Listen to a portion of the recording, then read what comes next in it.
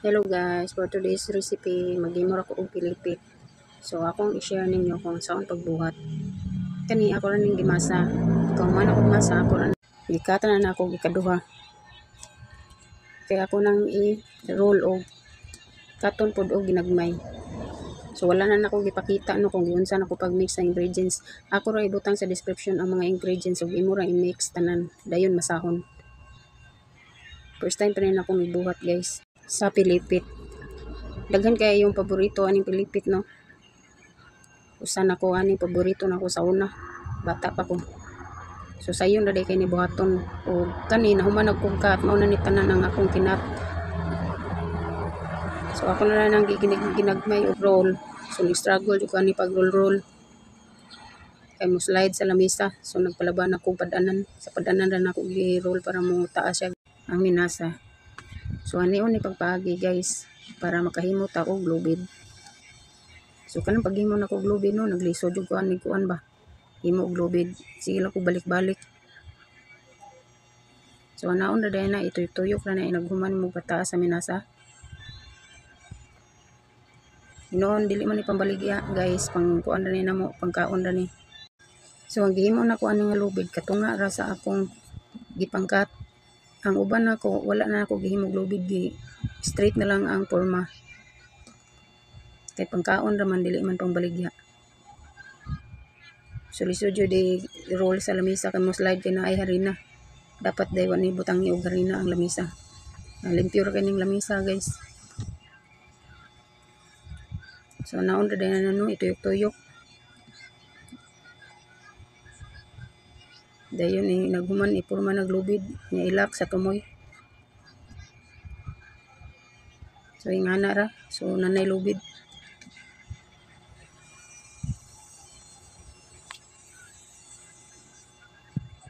Sayon ra kay ni pagmasa guys, i-mix ra ni tanang ingredients. Ang dugay lang ani ang kanilang paghimo og lubid.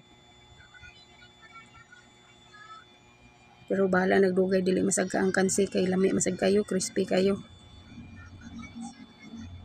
Pwede ganini pang negosyo kung ganahan kang mo himo niya imo lang baligya.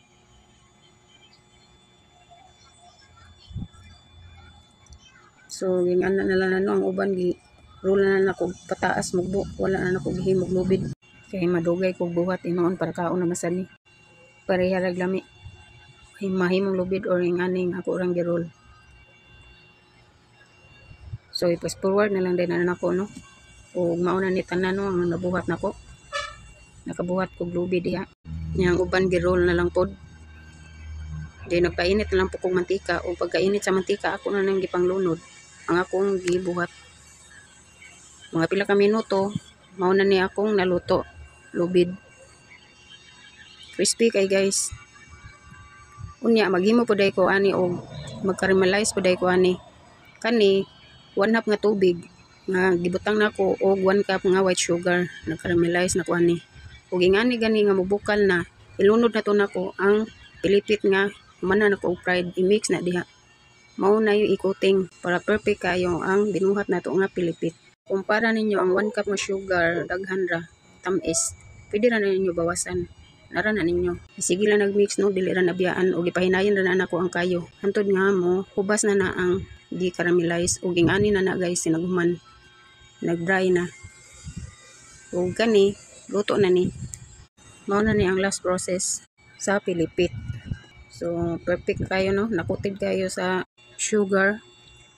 So crispy kayo akong gitilawan. Dami kayo guys, kagumkum. O dinhi na lang tataman no, daghan kay salamat. Pakipalo guys.